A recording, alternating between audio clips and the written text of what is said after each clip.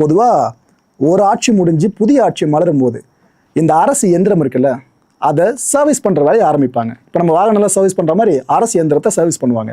அதாவது முந்தைய ஆட்சி சார்ந்து நியமிக்கப்பட்ட முக்கியமான ஐபிஎஸ் ஐஏஎஸ் அதிகாரிகளை டிரான்ஸ்ஃபர் பண்ணுறது, காத்திருப்பு பட்டியலுக்கு மாற்றுறது, வேறு துறை மாற்றிட்டு இந்த கவர்மெண்ட் யாரெல்லாம் இணக்கமாக இருப்பாங்க, கரெக்டாக அந்த வேலை நடக்கும் நம்புகிறாங்களோ அவங்களுக்கு முக்கியமான பொறுப்புகள் தொடர்ந்து வழங்கப்படும். அந்த வகையில் ஐபிஎஸ் அதிகாரிகள் 9 பேரை பணியிட மாற்றம் பண்ணியிருக்காங்க இப்போதைய கவர்மெண்ட். அது மட்டும் இல்லை, தர்மராஜன் இருக்கார்ல, இவர் தான் இனிமே உளவுத்துறை டிஐஜியாக செயல்பட போகிறாருங்க.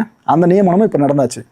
அண்ட் மிக முக்கியமான ஒரு போஸ்டிங் என்ன தெரியுமா, இப்போது இருக்காங்களே பால நாகதேவி அவர்கள். அதாவது இது வரைக்கும் உளவுத்துறை டிஜிபியாக இருந்த இவங்க இனிமே சைபர் கிரைமோட டிஜிபியாக பணியாற்ற போகிறாங்க.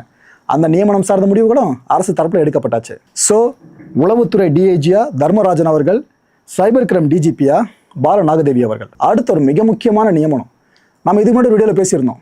இன்னும் சில நாட்களுக்குள்ளே நியமனம் முடிஞ்சிடும்ட்டு, அது இப்போ முடிஞ்சிருச்சுங்க. ஏன்னா இதுக்கு முன்னாடி அரசு தலைமை வழக்கறிஞராக ராமன் இருந்தார்ல, அவர் அதுக்கப்புறம் ராஜினாமா பண்ணிட்டாரு. ஒரு அரசு மாறும்போது நடக்கிற ஒரு ப்ரொசீஜர் தான். என்னன்னா, இதுக்கப்புறம் அரசு சார்ந்த எந்த ஒரு வழக்காக இருந்தாலும் அவங்க தான் லீட் பண்ணுவாங்க. அரசு தரப்பில் அவங்க தான் ஃபுல்லாக போய் ரெப்ரசெண்டாக இருப்பாங்க. அப்பேற்பட்ட மிக முக்கியமான பொறுப்பு இந்த அரசு தரப்பு வழக்கறிஞர் அப்படின்றது. அப்பேற்பட்ட இந்த பொறுப்பை இனிமே இந்த டிவிக்கு ஆட்சியில் ஏற்க போகிறது யார் தெரியுமா? விஜய நாராயணன் அவர்கள். அந்த விஷயமே இப்போ நியமனமாக வெளியே வந்தாச்சுங்க. அவரை பற்றி சொல்லணும்னா, இபிஎஸ் அவர்கள் தலைமையிலான முந்தைய அதிமுக ஆட்சி இருக்குல்ல, அந்த ஆட்சியில் அரசோட தலைமை வழக்கறிஞராக செயல்பட்டவர் அவர் தான்.